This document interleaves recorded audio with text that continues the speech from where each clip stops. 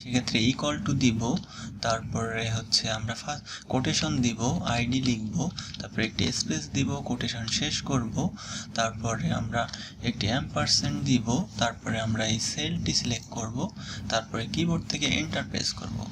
তারপরে আমরা এই সেলটি সিলেক্ট করে সেলের একদম ডান বরাবর মাউসের 3 নিয়ে আসলে প্লাস সাইন শো করবে। তারপরে আমরা ক্লিক করে ধরে ড্র্যাগ করে নিয়ে নিচ অবধি নিয়ে ছেড়ে দিব।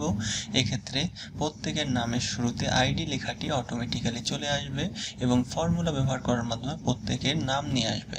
হ্যালো ফ্রেন্ডস, লার্ন আনলিমিটেড চ্যানেলের পক্ষ থেকে স্বাগতম সবাইকে।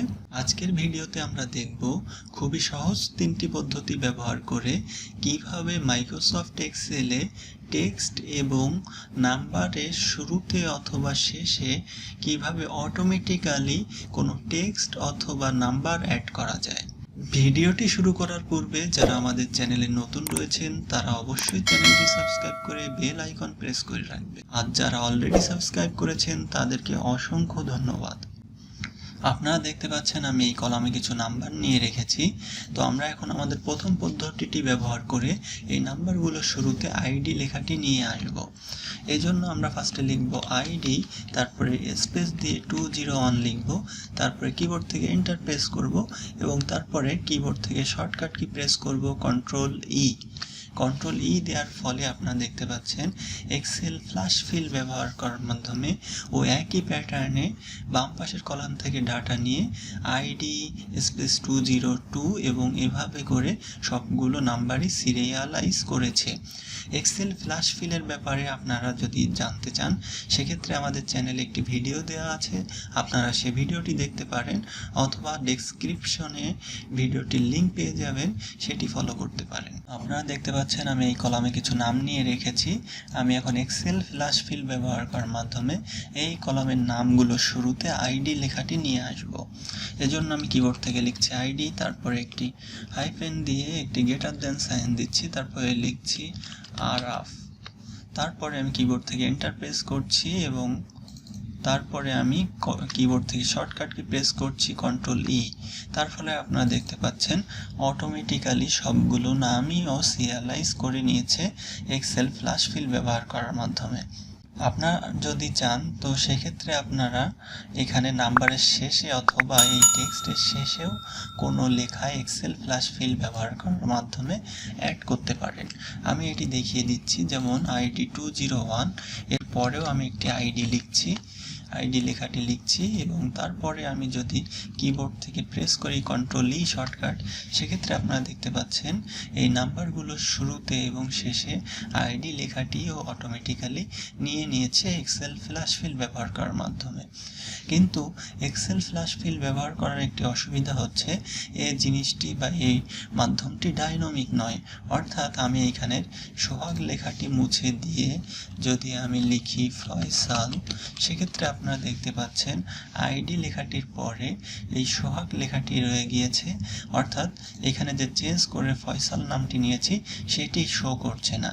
এটি হচ্ছে এক্সেল ফ্ল্যাশ ফিল ব্যবহার করার একটি সমস্যা, অর্থাৎ এক্সেল ফ্ল্যাশ ফিল ডাইনামিক নয়। আমরা এখন দ্বিতীয় একটি পদ্ধতি দেখব, যে পদ্ধতি ব্যবহার করে ফর্মুলা ব্যবহার করার মাধ্যমে টেক্সট অথবা নাম্বারের শুরুতে অথবা শেষে আমরা টেক্সট অথবা নাম্বার অ্যাড করতে পারি। আমরা এই নাম্বার লেখাগুলোর শুরুতে আইডি লেখাটি অ্যাড করব। এজন্য যেটি করব, আমরা ইকুয়াল টু দিব, ইকুয়াল টু দেওয়ার পর একটি কোটেশন দিব, তারপরে লিখব আইডি, তারপরে একটি স্পেস দিব, তারপরে কোটেশন শেষ করব। যেহেতু আমরা টেক্সটের সাথে নাম্বারকে যুক্ত করতে চাচ্ছি সেহেতু এখানে একটি অ্যাম্পারসেন্ট দিব, তারপরে আমি এই সেলটি সিলেক্ট করে দিব যাতে সেলের নাম্বারটিও পেয়ে যায়, তারপরে কিবোর্ড থেকে এন্টার প্রেস করব। তারপরে আমি এটি টাক করে ধরে এই সেলটি ডাক করে ধরে নিচ অবধি নিয়ে ছেড়ে দিলে আপনারা দেখতে পাচ্ছেন ফর্মুলা ব্যবহার করার মাধ্যমে ও সবগুলো নাম্বারের শুরুতেই আইডি লেখাটি বসিয়ে দিয়েছে।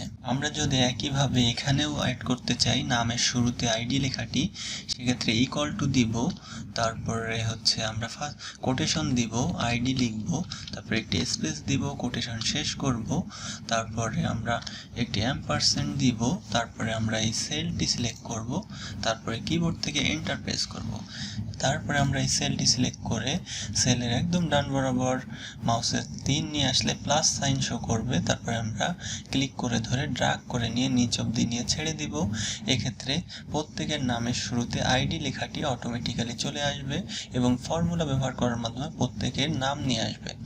ফর্মুলা ব্যবহার করার মাধ্যমে যে সুবিধাটা হচ্ছে এটি হচ্ছে সবগুলো নামই ডাইনামিক হয়ে যাচ্ছে বা সবগুলো ডেটাই ডাইনামিক হয়ে যাচ্ছে। এখানে আমরা 207 এর স্থানে যদি 209 দিয়ে দিই সেক্ষেত্রে আপনারা দেখতে পাচ্ছেন আইডি 209 হয়ে গেল। ফয়সাল নামের এখানে যদি আমরা সোহাগ দিয়ে দিই সেক্ষেত্রে আপনারা দেখতে পাচ্ছেন আইডি সোহাগ হয়ে গেল। অর্থাৎ ফর্মুলা ব্যবহার করার সুবিধা হচ্ছে এর সিস্টেমটা ডাইনামিক, অর্থাৎ আপনারা মূল ডাটায় কোনো চেঞ্জ আনলে সেই ডাটাটা অটোমেটিক্যালি ডাইনামিক্যালি চেঞ্জ হয়ে যাবে। আপনার ফর্মুলা ব্যবহার করে চাইলে আপনার নাম্বার অথবা টেক্সটের শেষেও কোনো কিছু অ্যাড করতে পারবেন। যেমন আমি এখানে নামের শেষে টেক্সট অ্যাড করে দেখাচ্ছি। তো এখানে ফর্মুলার এই সেলের নাম্বারটার পরে যেহেতু আমি আবার টেক্সট অ্যাড করব সেহেতু আমি একটি এম্পারসেন্ট দিচ্ছি, তারপরে আবার কোটেশন দিচ্ছি, তারপরে আমি একটি স্পেস দিচ্ছি, তারপরে আমি লিখছি হচ্ছে নেম। আইডি লেখাটিও লিখতে পারতাম, তো আমি নেম লেখাটি লিখছি, তারপরে আমি কোটেশনটা শেষ করছি, তারপরে কিবোর্ড থেকে এন্টার প্রেস করছি। এক্ষেত্রে আপনারা দেখতে পাচ্ছেন আইডি, তারপরে এখানে ডাটা অর্থাৎ আরাফ, তারপরে নেম লেখাটি এখানে চলে এসেছে। আমি যদি এখন এটি ড্র্যাগ করে ধরে নিচ অবধি নিয়ে ছেড়ে দেই সেক্ষেত্রে আপনারা দেখতে পাচ্ছেন শুরুতে আইডি, তারপরে এখানে ডাটাই পাওয়া না, তারপরে এখানে সর্বশেষ নেম কথাটি শো করছে। অর্থাৎ আপনার ফর্মুলা ব্যবহার করেও চাইলে টেক্সট অথবা নাম্বারের শুরুতে অথবা শেষে কোনো ডাটা অ্যাড করতে পারেন। আমরা তৃতীয় যে পদ্ধতিটি ব্যবহার করে নাম্বার অথবা টেক্সটের শুরুতে অথবা শেষে ডেটা অ্যাড করব সেটি হচ্ছে কাস্টম নাম্বার ফরম্যাটিং।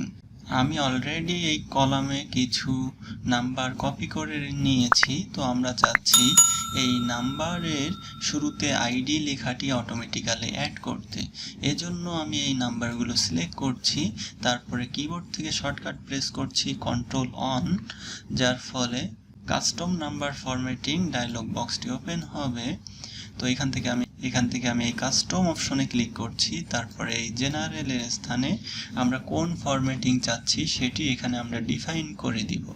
তো আমরা চাচ্ছি নাম্বারের শুরুতে আইডি লেখাটি শো করতে।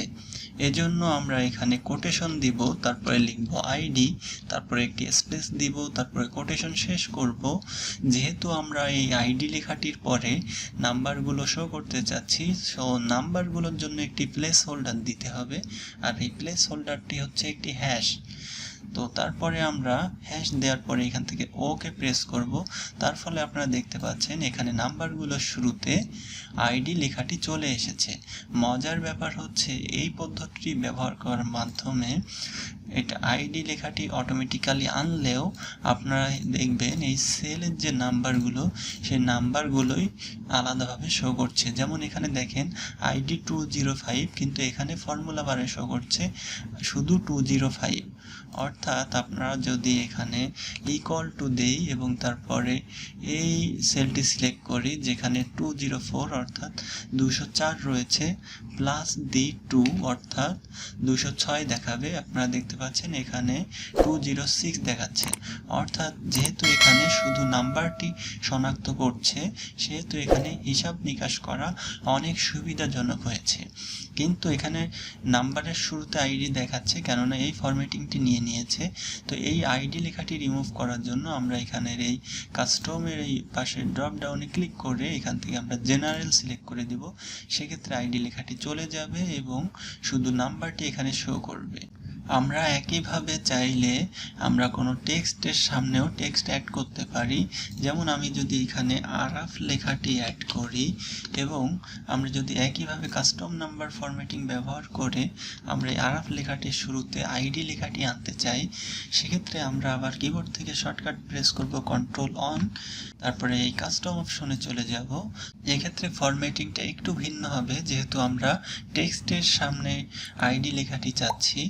আপনারা যারা কাস্টম নাম্বার ফরম্যাটিং ব্যবহার করে অভ্যস্ত তারা হয়তো জেনে থাকবেন এখানে থেকে আপনারা 4টা বিষয়কে কন্ট্রোল করতে পারেন। এই শুরুর অংশটুকু হচ্ছে পজিটিভ নাম্বারের জন্য, তারপরে আমরা একটি সেমিকোলন দিব। তার পরের অপশনটি হচ্ছে নেগেটিভ নাম্বারের জন্য, তো আমরা সেখানেও কোনো মডিফাই করব না, সেজন্য আমরা আরও একটি সেমিকোলন দিব। তারপরের অপশনটি হচ্ছে জিরোকে মডিফিকেশন বা জিরোর ফরম্যাটিংয়ের জন্য, তো আমরা জিরোর ক্ষেত্রেও কিছু করতে চাচ্ছি না, এজন্য আমরা আরও একটি সেমিকোলন দিব। তার পরের অপশনটি হচ্ছে টেক্সটকে ফরম্যাটিং করার জন্য, তো আমরা এইখানে হচ্ছে লিখব, ফার্স্টে কোটেশন দিব, তারপরে লিখব আইডি, তারপরে একটা স্পেস দিব, তারপরে আইডি লেখাটি, তারপরে কোটেশন শেষ করব। যেহেতু আমরা আইডি লেখাটির পরে টেক্সট চাচ্ছি, সেহেতু এখানেও একটি প্লেস হোল্ডার দিতে হবে। তো এক্ষেত্রে প্লেস হোল্ডার দিব @, তারপরে আমরা ওকে প্রেস করব। এক্ষেত্রে আপনারা দেখতে পাচ্ছেন আরাব লেখাটির শুরুতে আইডি লেখাটি অটোমেটিক্যালি চলে এসেছে। আশা করি আপনারা বুঝতে পেরেছেন এবং ফ্ল্যাশ ফিল, কাস্টম ফর্মুলা এবং কাস্টম নাম্বার ফরম্যাটিং এই তিনটি পদ্ধতি আপনাদের পছন্দ হয়েছে এবং আপনারা বুঝতে পেরেছেন। ভিডিওটি যদি ভালো লেগে থাকে তবে অবশ্যই বেশি বেশি করে লাইক, শেয়ার, কমেন্ট করবেন এবং চ্যানেলটি সাবস্ক্রাইব করে বেল আইকন প্রেস করে রাখবেন। ধন্যবাদ সবাইকে।